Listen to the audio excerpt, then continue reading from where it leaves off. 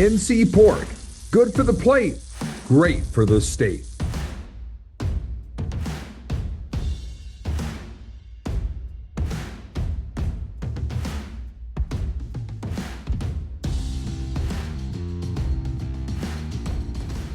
Welcome to This Week in College Football with David Glenn, powered by our friends at NC Pork. Thank you so much for joining us for this edition of our Bold North State Football Daily Series. I'm Chris Edwards, happy to be back with my friend David here in year 3 of the quickly growing North Carolina Sports Network, which, thanks to you at home, now has more than 55,000 YouTube subscribers, a number that ranks in the top 2% in the entire world. Please click that subscribe button on YouTube or the follow button on our podcast and our social media channels if you haven't done so already. As we get going in this weekly show, we wind down our weekly show here in 2025. DG and I are mostly looking ahead at the upcoming week's college football matchups. We'll also discuss some of the sport's biggest headlines and take a quick glance back with some of DG's expert analysis on the biggest games and developments from the previous week's schedule. DG now in his 39th year covering college football, both here in North Carolina and around the Atlantic Coast Conference. And as we jump into this week's matchups, a quick reminder that the pork industry is a huge part of our North Carolina economy, with more than 42,000 jobs and an economic impact of almost $11 billion per year. Learn more at ncpork.org. That's NC Pork, good for the plate, great for the state. DG, great to see you again, my friend. Happy belated Thanksgiving. How you doing today? Doing well, Chris. Great to see you as always. Thankful for you and your partnership with us at the North Carolina Sports Network. Congratulations on the new launch of your women's basketball show. And I'm excited to chat with you today, football style, because we do, as a state, have a team playing for a conference championship. That doesn't happen all that often around here. And we have a bunch of other players from North Carolina who are actually going to be competing in some of the other Power Four and associated championship games that'll be televised to millions or tens of millions this weekend. So I look forward to diving into all that with you this week. Likewise, DJ, we'll go ahead and get started right now. The big winners in Week 14 included Ohio State, Georgia, Miami, Virginia, and closest to home, Duke, NC State, and East Carolina. But when we get right to this week's biggest contest, they're all really big here, right, during championship week. But we'll start here, beginning with the one hosted in the Bold North State. This segment brought to you by our great friends at NC by Train. Skip the traffic, kick back, and enjoy the ride with NC by Train. Whether you're heading to see family, catching a game, or just exploring the Bold North State, Amtrak service makes travel easy and affordable. Book your next ride today at ncbytrain.org and see North Carolina the relaxing way. 18th ranked Virginia is 10-2. They head to Charlotte this week, DG, to take on 7-5 Duke in the ACC championship game Saturday night, 8 p.m. on ABC. The Cavaliers a 3-point favorite at Bank of America Stadium. And as a reminder, we will be there with our Old North State tailgate and traveling sports circus. ACC championship on the line this Saturday in Charlotte, DG. Yeah, Chris, before we get into the details of the matchup itself, let us remember, and if you are inclined as a viewer or listener, let's celebrate the big picture here. In 13 of the past 14 seasons, the Atlantic Coast Conference football champion was either Clemson or Florida State. Under Coach Dabo Swinney, the Tigers won the title 9 times during that 14-year stretch, including an incredible run of 6 in a row from 2015 through 2020. The Seminoles won it 4 times in that same span, including 3 straight from 2012 to 2014, all of those under Jimbo Fisher. The only exception over the past 14 seasons prior to this year came when Coach Pat Narduzzi and a quarterback named Kenny Pickett led the Pitt Panthers to a 45-21 title game victory over Wake Forest in 2021. If you have always liked the famous quote, "Variety is the spice of life," as I do, then this game between Virginia and Duke is for you, because whether Virginia or Duke wins on Saturday night in Charlotte, someone is going to be crowned the ACC football champion for the first time in a long time. The Cavaliers have only 2 ACC football titles in their 72 years as an ACC member. Both of those came under the legendary coach George Welsh, 1989, 1995. And remember, both of those reflected first place ties in the league standings well before the creation of the championship game. Duke does have 7 all-time ACC football titles, but 6 of them came in the 1950s and early 60s, just after the conference was created. And the only more recent example, slightly more recent, came in 1989 under another legendary coach, Steve Spurrier. Obviously, unlike in 1989, when the Wahoos and the Devils were declared co-champions because of their first place finish in the standings, there will be, of course, only one winner this time. Now, regarding the matchup itself on Saturday night, the logical starting point to me is to remember that these two teams played each other just 3 weeks ago at Duke's Wallace Wade Stadium, and Virginia absolutely dominated the Blue Devils during what was a 34-17 victory for the Cavaliers in the end. At the end of the third quarter in that game, the score was 31-3 in favor of the Wahoos, and there was nothing fluky about it. Virginia had twice as many yards as Duke, had twice as many first downs as Duke. UVA ran the ball well against the Devils, and UVA threw the ball well against the Devils. The NC Central transfer, running back Jamari Taylor, had 18 carries for 133 yards and 2 touchdowns. The North Texas transfer, quarterback Chandler Morris, threw for 316 yards and 2 more touchdowns. The Kent State transfer, Trell Harris, had 8 receptions for 161 yards and a score. The UVA defense, led by yet another transfer, Ohio State's Mitchell Melton at defensive end, sacked Duke's quarterback Darian Mensah 4 times in what was almost certainly Mensah's worst game of the entire regular season. He completed barely half of his passes, 18 of 35, for just 200 yards and change and a single touchdown, and he also lost a fumble. No other defense even came close to limiting Mensah, who was just named to the All-ACC team, in that sort of manner, the way the Cavaliers did in Durham. Duke also couldn't run the ball even a little bit in that game. 23 carries for 63 yards, even after you discount the sack losses. And 7 of the Devils' 17 points in Virginia Duke Part 1 came on defense. So it was a pick 6 by veteran linebacker Trey Freeman. The offense managed only 10 points for Duke in that game.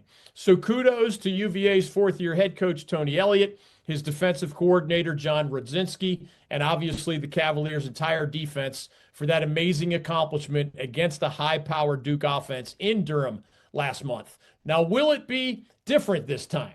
If so, there are 2 main paths forward for Duke. The first, winning with better play on defense, will be difficult. There is no need to discount Coach Manny Diaz's credentials on defense. During the guy's time at Penn State, he was considered one of the top defensive coordinators in the entire country. However, this Duke defense has suffered a number of key injuries, most notably the loss of All-ACC safety Terry Moore, an NFL prospect, to a serious knee injury months ago. And the Blue Devils are giving up almost 30 points per game while allowing their opponents to complete almost 70% of their passes. Those are horrible numbers. Now, maybe the cold weather will help both defenses on Saturday night. Game time temperatures are expected to be in the low 40s. We'll see. Or maybe the Devils can create some turnovers on defense, but that is a best case scenario for the boys in blue.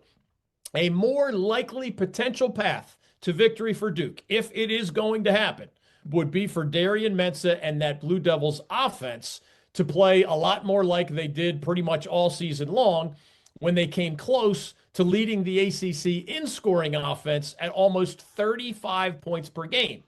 Duke has a pretty solid offensive line led by All-ACC right tackle Brian Parker II, 2 very reliable running backs in the true freshman Nate Shepard, who was one of the top candidates for ACC Rookie of the Year, and the rugged, experienced App State transfer Anderson Castle. The Devils also have an all-ACC wide receiver in the Harvard transfer, Cooper Barkate. They have one of the ACC's best tight ends in Jeremiah Hazley. Virginia has played good defense, very good defense all season. In the ACC stats, the Cavaliers are behind only Miami in scoring defense at 20 points per game.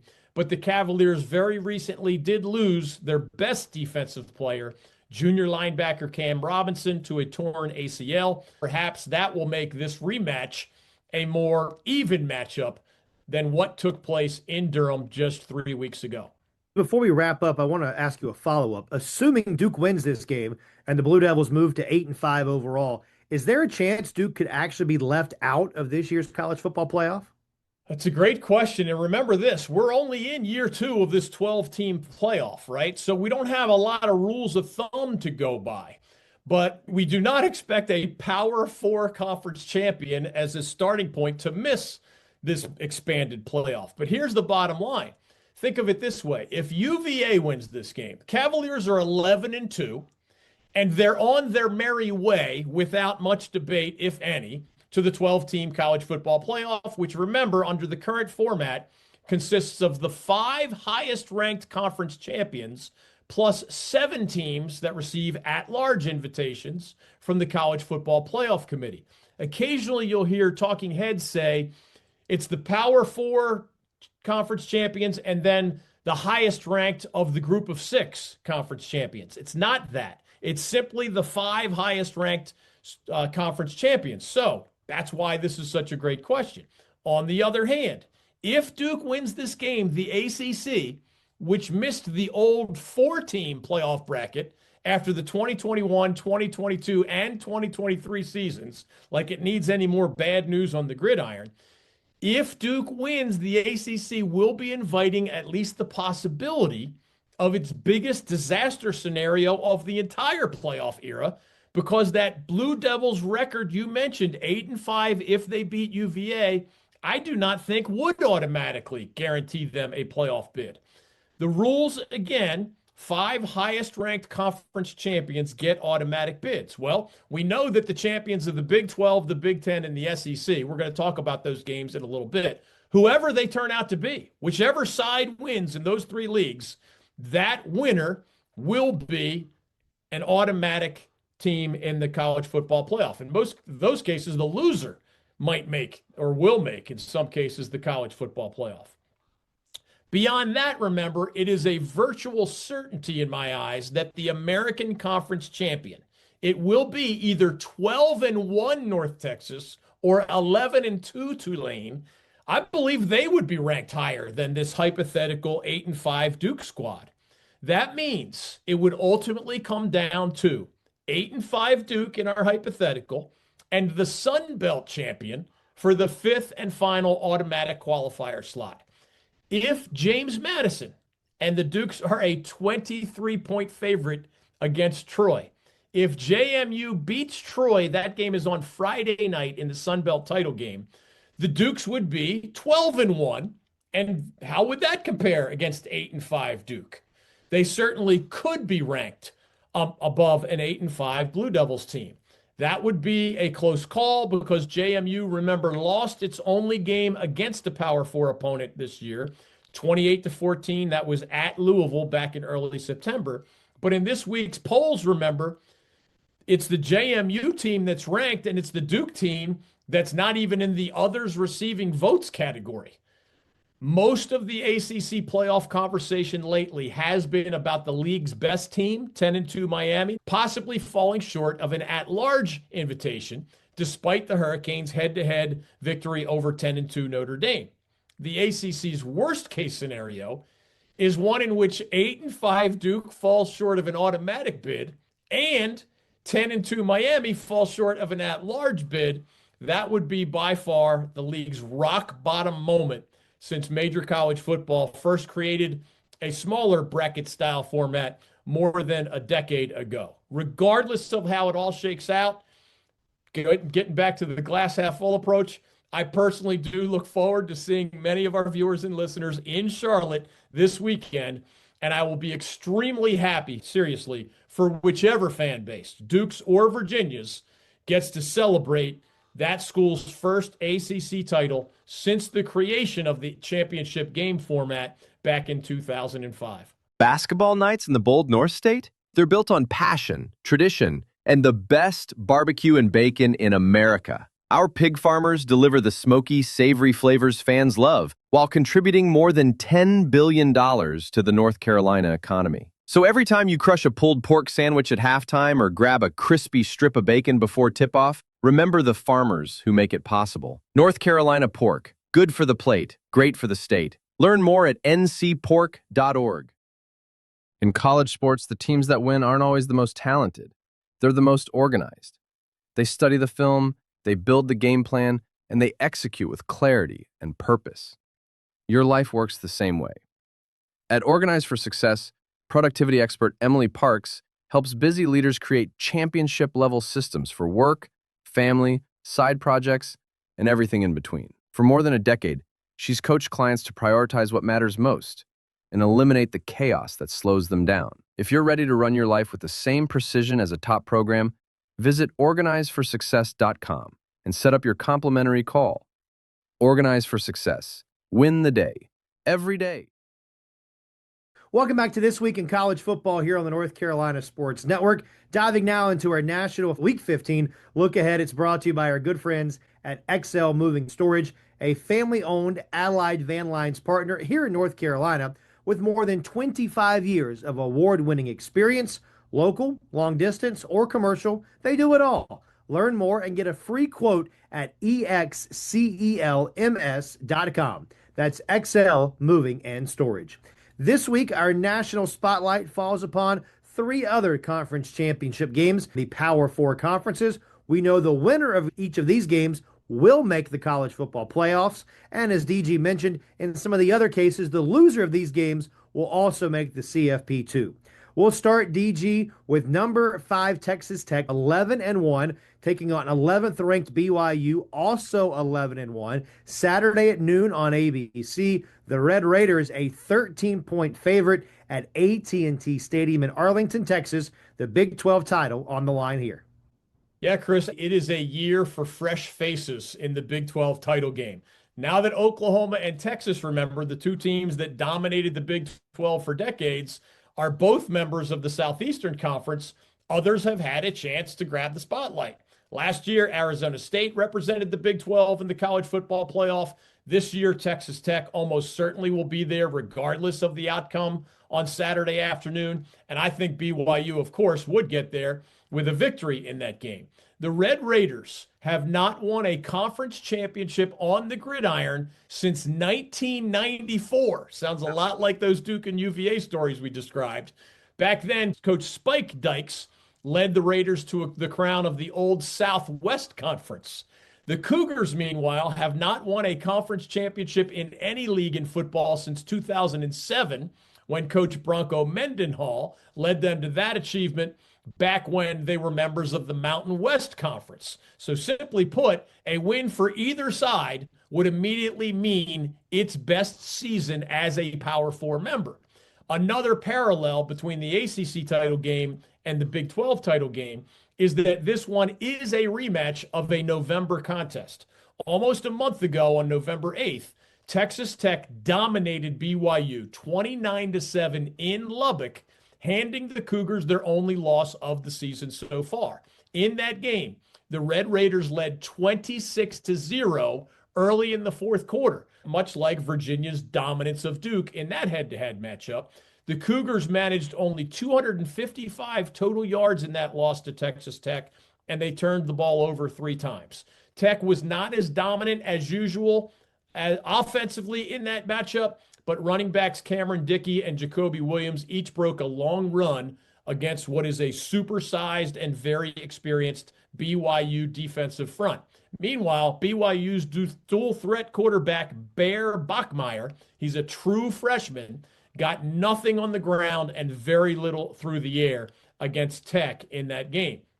The Texas Tech story, by the way, is one of the most remarkable in all of college football this season. As we look ahead to Georgia and Alabama, that matchup, one more point. The Red Raiders, who had never previously been a serious contender in the national championship picture for college football. Not once in 100 years of competition at the major college level. They invested an extraordinary amount of internal revenue sharing money in football, and that money was supplemented with an extraordinary amount of external name, image, likeness money specifically for football. Those developments drew a lot of off-season headlines and a lot of wide-eyed looks from other college administrators and athletic directors. Yet here they are, 11-1 overall, third nationally in scoring offense at 43 points per game, third nationally in scoring defense at 11 points per game, and yes, they're headed to the college football playoff. The Red Raiders' best players include Virginia transfer Jacob Rodriguez and Georgia Tech transfer Romello Height at linebacker, a Stanford transfer named David Bailey at defensive end. Rodriguez and Bailey might be All-Americans, by the way. North Dakota State transfer Cole Wisniewski at safety. Mississippi State transfer Bryce Pollock at cornerback. Florida transfer Caleb Douglas and Miami, Ohio transfer Reggie Virgil at wide receiver. And UNC transfer Howard Sampson at left tackle. If Tech can get to 12-1 and claim its first Big 12 title on Saturday, it probably will be considered the greatest season in school history, regardless of how things might go later in that college football playoff. DJ, we talked about new faces in conference championship games. Not the case in the Southeastern Conference. It's what have you done for me lately? It's the same guys over and over, right? Fourth ranked Georgia, they're 11-1, taking on 10th ranked Alabama, 10-2 of the Crimson Tide. This is 4 o'clock Saturday on ABC. It is Georgia, a 2-point favorite in Atlanta at Mercedes-Benz Stadium. Yeah, you know me so well now. You know I'm going to hit you with some historical facts, and so you stole my thunder, but I'll put the meat on the skeleton, so to speak. The Southeastern Conference Championship game offers, I know you'll love this SAT word, Chris, with your broad vocabulary. It offers the antithesis of the fresh faces angles that we discussed in both the ACC and the Big 12 title contests. Who has the most all-time SEC football crowns? Alabama with 30. Who has the second most? Georgia with 15. Who's been winning the big game lately, as Chris asked? Rhetorically, well, I'll give you the answer.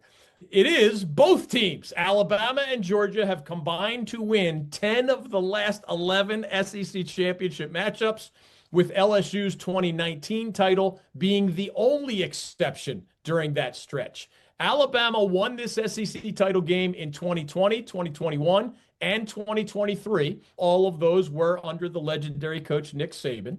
Georgia won it in 2017, 2022, and 2024, all of those under the Bulldogs' current head coach, Kirby Smart, who, of course, was Alabama's defensive coordinator under that Nick Saban guy. Well, now it's second-year Alabama coach Kalen DeBoer seeking what would be his first championship and his first trip to the college football playoff, which is now an annual expectation for the Crimson Tide's fan base, given the monster that Saban built during his 17 seasons running that program. Now, Georgia will make the CFP regardless of this outcome against Alabama late Saturday afternoon, although Kirby Smart certainly hopes to exercise some demons against his former employer.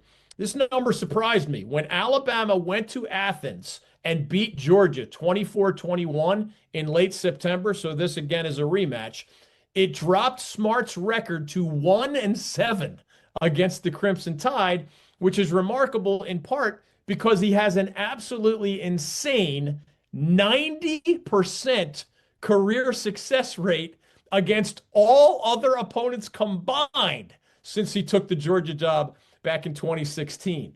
That Alabama win between the hedges at Sanford Stadium earlier this season also represented the Bulldogs' first home loss in 34 games, an amazing stretch of about 6 years on the calendar.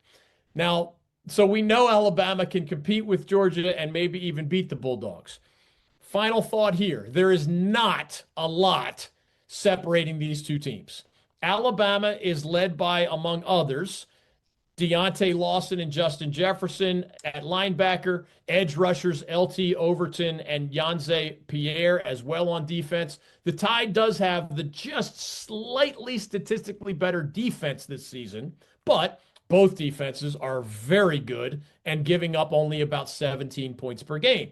Meanwhile, Georgia, led by dual threat quarterback Gunnar Stockton, running back Nate Frazier, wide receiver Zachariah Branch, the Bulldogs had just the slightly statistically better offense this season, but again, both offenses are very solid and both are averaging more than 32 points per game.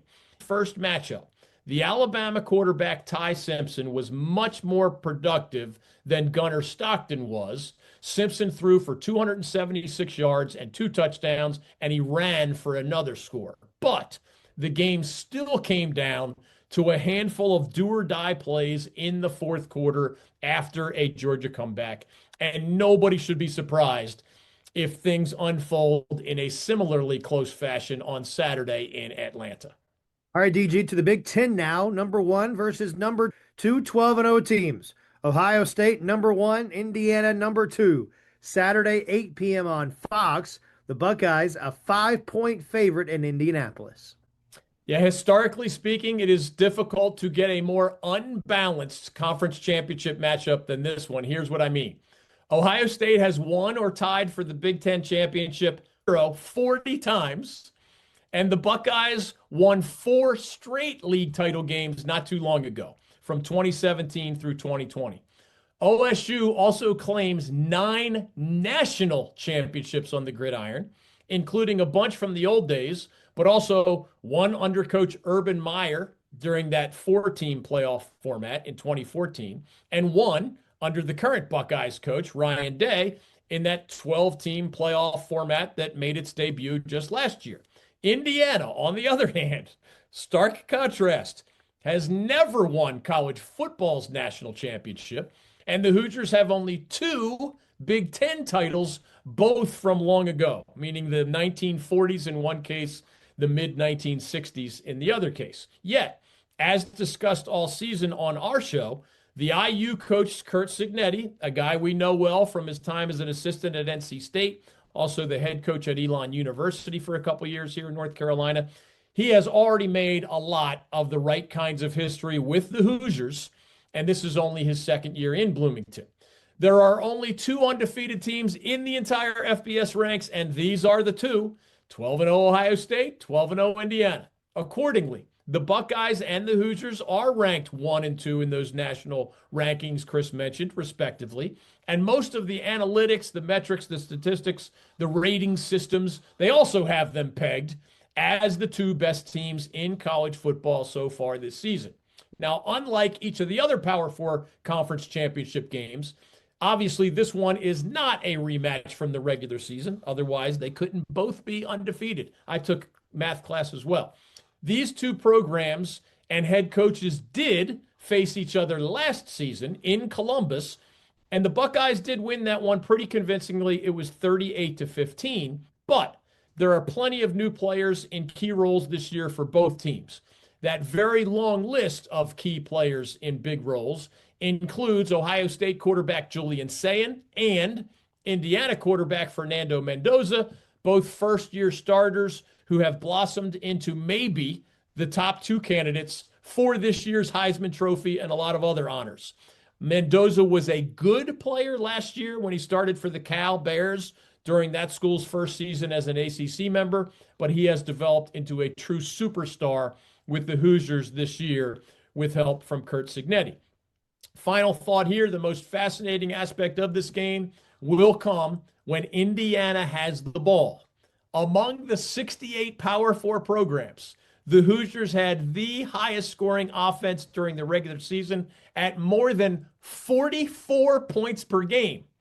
Now, among the 136 FBS programs, Ohio State had, guess what? By far the best defense, giving up approximately 7 points per game. Again, Indiana scoring 44 a game, Ohio State giving up 7 points and change per game. Now, that's a stunning number, both of them really.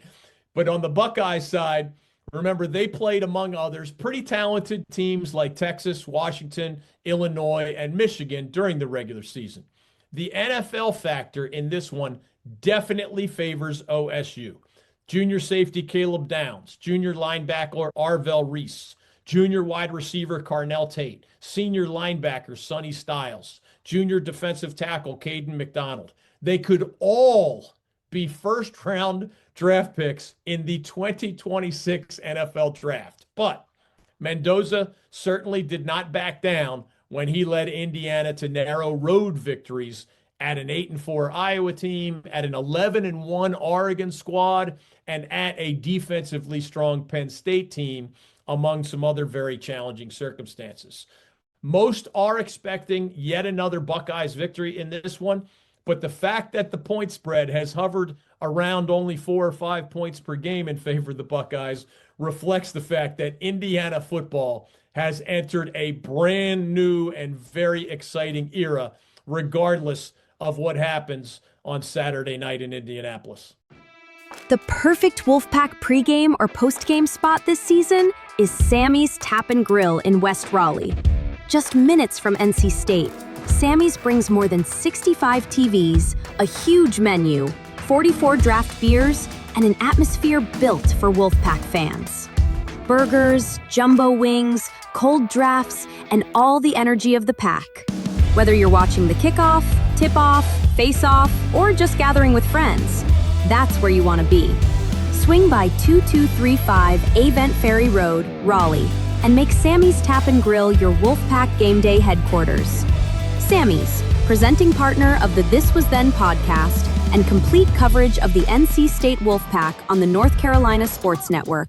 Michael Berard, Managing Director Investments with the Founders Group at Stifel, works with a select group of high net worth individuals and institutions to develop and implement investment plans tailored to their specific objectives and risk tolerances. If you are interested in highly personalized, well-researched guidance and outstanding personal service, you can contact Michael at 984-364-2002. That's 984-364-2002. Stifel Nicholas and Company Incorporated, member SIPC and NYSE.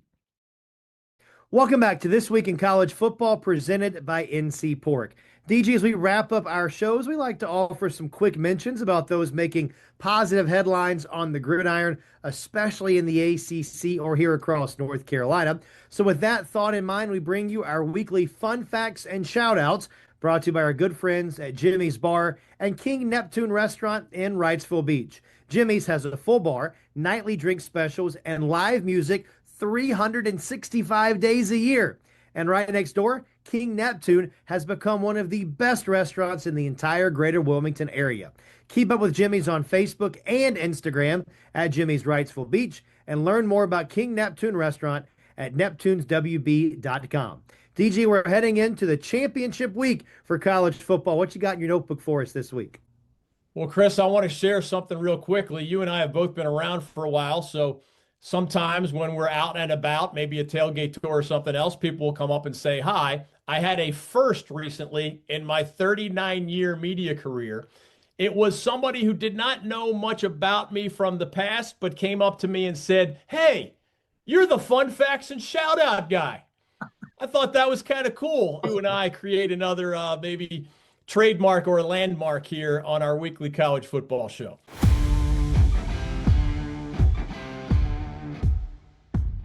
As always, we begin with a fun fact from the football universe, and you're going to love this one.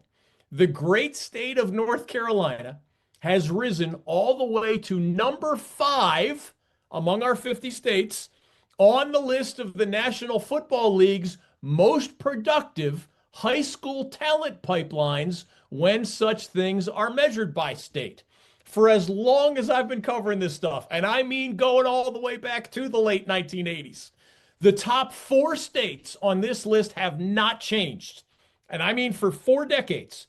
Sometimes the order has changed, but it has been the same 4 states every time, the best talent pipelines: Texas, Florida, California, and Georgia. I'm serious. It was those four in the late 80s. It's still those four here in 2025. Now, this year, the North Carolina high school football pipeline ranks number 5 in terms of producing the most NFL players as measured by opening week rosters.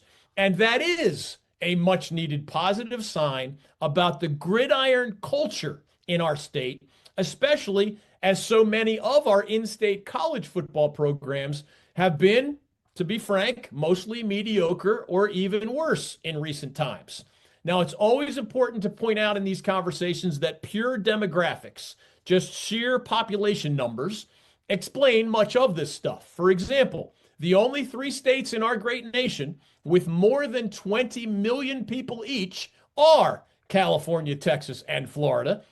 Now, it does definitely help that high school football has, to varying degrees, become so ingrained in the culture of those 3 huge states, which all have warm climates and now multiple generations of passion for the sport of football. But it starts with those ginormous population numbers. That's also part of why it is so exciting, in my eyes, to see North Carolina rise all the way up to number 5 on this list. Yes, like Georgia, we are one of the 10 most populous states in our country, with an estimated population of this point at, let's call it, roughly 11 million people here in North Carolina.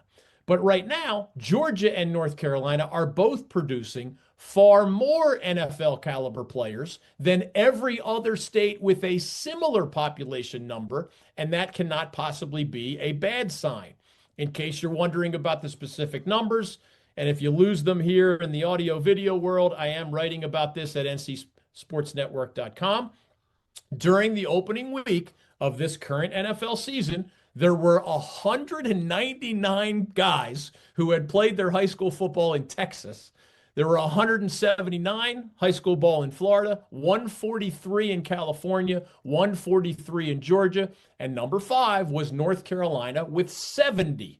Now, again, in the 39 years I've been doing this, I have rarely, if ever, seen North Carolina this high on this list, and that provides at least some room for the hope that one or more FBS programs in our state can become more relevant on the national scene at some point, given, again, the talent pipeline here in North Carolina. You got to sign a nice chunk of those guys to make that happen, but at least it's a possibility. For comparison, remember that very famous football states such as Louisiana, Ohio, Michigan, and Alabama, I've heard they have some pretty good college football programs. Those states have all produced far fewer current NFL players than what our North Carolina high school football programs have produced for this ongoing 2025 season.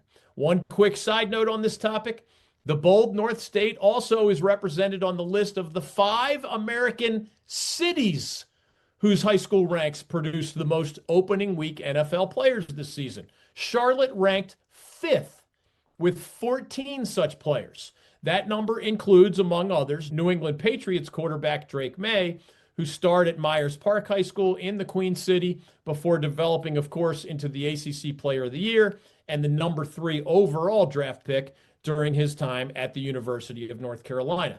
The only U.S. cities whose high school ranks produced more current NFL players were Bradenton, Florida, Atlanta, Miami, and Detroit.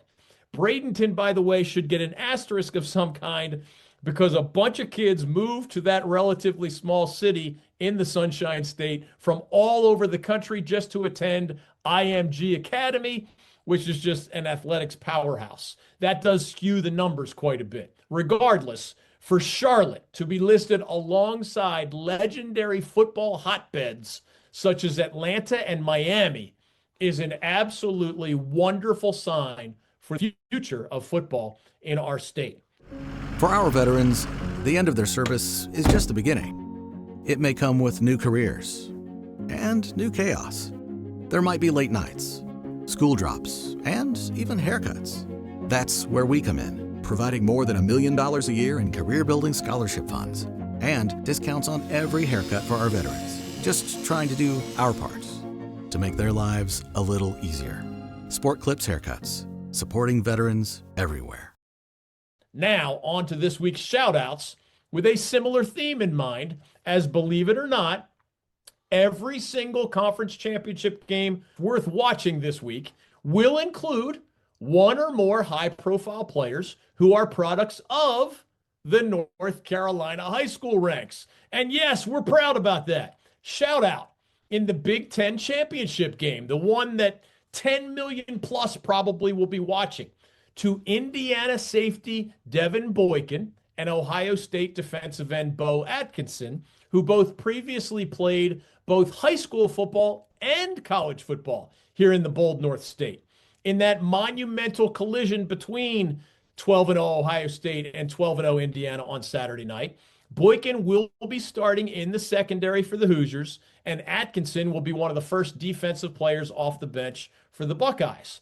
A sixth-year senior, Boykin spent 5 seasons at NC State and earned his diploma during his time in Raleigh. He appeared in 45 games for the Wolfpack, 20 starts, after starring at Ragsdale High School in Jamestown, North Carolina, where he actually played for his father, Coach Johnny Boykin.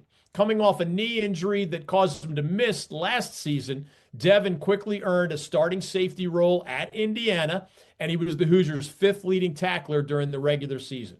His biggest plays this year included a 32-yard fumble recovery for a touchdown against Maryland, plus interceptions against UCLA and Wisconsin. Bo Atkinson, 6'6", 258 pounds, redshirt junior. He's more of a situational player for Ohio State at defensive end.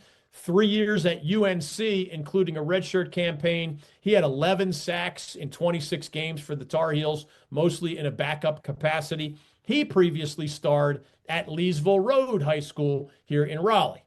Shout out in the Southeastern Conference title game to Georgia safety Kyron Jones as the 11-1 Bulldogs take on 10-2 Alabama in Atlanta late Saturday afternoon. A North Carolina high school product, Jones has had an extraordinary rise during his time with the Bulldogs over these past 3 years. He's a proud product of Charlotte Christian School, and he redshirted at Georgia in 2023, served as an important second-team player and special teams guy in 2024, and then he earned a starting position this season as a redshirt sophomore, which is a heck of an accomplishment given the Georgia Bulldogs' incredibly deep and talented roster. After starting Georgia's first 6 games this season, and he posted 10 tackles against Tennessee, 7 against Alabama, Jones did suffer a foot injury, and he has not played since. But Coach Kirby Smart has repeatedly mentioned that he hopes Jones can return from his injury at some point this season. Maybe we'll see on Saturday. During his time at Charlotte Christian, by the way, where he was more well-known as a running back, Jones led the Knights to a 10-3 season and the state championship game as a senior on the gridiron. He also was a 2-time state champion in track and field while setting the state and school records in the 100-meter dash. Shout out in the Big 12 championship game to Texas Tech tight end John Carlos Miller II as the 11-1 Red Raiders battle 11-1 BYU in Texas on Saturday afternoon. Miller starred at powerhouse Dudley High School in Greensboro at the high school level and became an FCS star at Elon University before transferring to Texas Tech prior to last season. At Elon, Miller redshirted in 2021, starter in 2022, and then he earned first-team all-conference honors with the Phoenix in 2023. At that point, the 6'5", 240-pound tight end made the jump to Texas Tech, and he has become a regular starter for the Red Raiders. Over these past 2 seasons in Lubbock, he has 19 catches for 199 yards and 3 touchdowns, and is often used in a blocking capacity, of course. Shout out in the American Conference Championship game, 3 extremely important players who came through the North Carolina high school ranks and will be expected to play important roles on Friday night as 11-1 North Texas visits 10-2 Tulane. Tulane actually has 2 starters, one on offense, one on defense, who both became stars at Shelby High School right here in North Carolina, and who both played last season at Appalachian State. The Green Waves starting center is 6'4", 300-pound, 5th-year senior Jack Hollifield, who spent 3 seasons in the ACC at Virginia Tech before becoming a second-team All-Sun Belt player during his one and only season with the App State Mountaineers. That was in 2024. Also starting for the Green Wave at defensive tackle is redshirt junior Santana Hopper, who developed into a first-team All-Sun Belt performer last year, the last of his 3 seasons in Boone. Hollifield and especially Hopper are considered extremely strong candidates to earn postseason honors in the American Conference this year.